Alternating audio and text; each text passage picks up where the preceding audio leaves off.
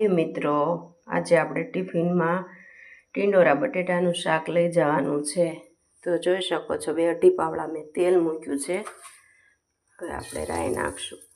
ટીંડોરાને તે આપણે દૂધીની જેમ ધોવાના નથી। પહેલાં ગરમ પાણીમાં મેં ટીંડોરા ધોઈ અને પછી સમારી લીધા છે। બટેટા મેં મારી રીતે થોડાક જ અમે નાખીએ એટલે મેં થોડાક જ નાખ્યા। લસણવાળી ચટણી, કારણ કે તમે જો આમાં પાણી નાખો ને એટલે એનો ટેસ્ટ આખો ફરી જાય।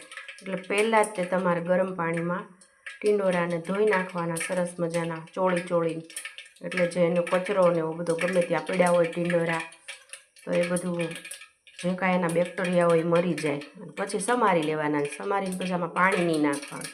જોઈ શકો છો મિત્રો, એ તો ટીંડોરા નાખશું,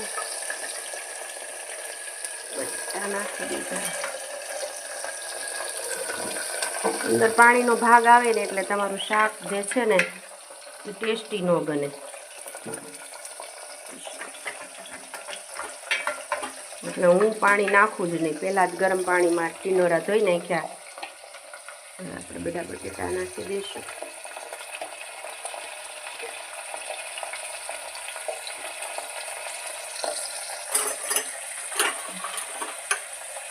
પછી મીઠું નાખ્યું છે, જોઈ શકો છો મીઠું નાખી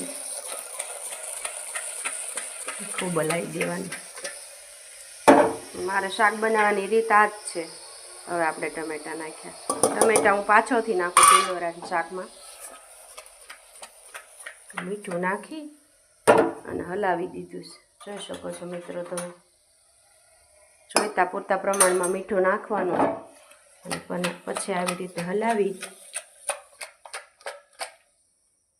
હવે આને પણ આપણે 10 મિનિટ ધીમા તાપે રહેવા દઈશું। 10 મિનિટ થઈ ગઈ છે મિત્રો। હવે આપણે જોઈએ એટલે મીઠું એકદમ બરાબર વળી ગયું છે। હવે એમાં આપણે લસણવાળી ચટણી નાખીએ, બધો મસાલો કરી નાખીએ, જોઈતા પ્રમાણમાં હળદર નાખીએ, ધાણા જીરું નાખીએ, પછી હલાવી નાખવાનું મિત્રો। 2 દાણા ખાંડ ભાવતી હોય નાખવાની, પછી થોડું અડધો ગ્લાસ પાણી નાખવાનું, અડધો પોણો ગ્લાસ। બહુ પાણી નહીં નાખવાનું તો ટીંડોરાનું શાક ન સારું થાય। ટીંડોરા ચડી જાય અને ગ્રેવી થોડી ઘટ થાય એટલું જ પાણી નાખવાનું।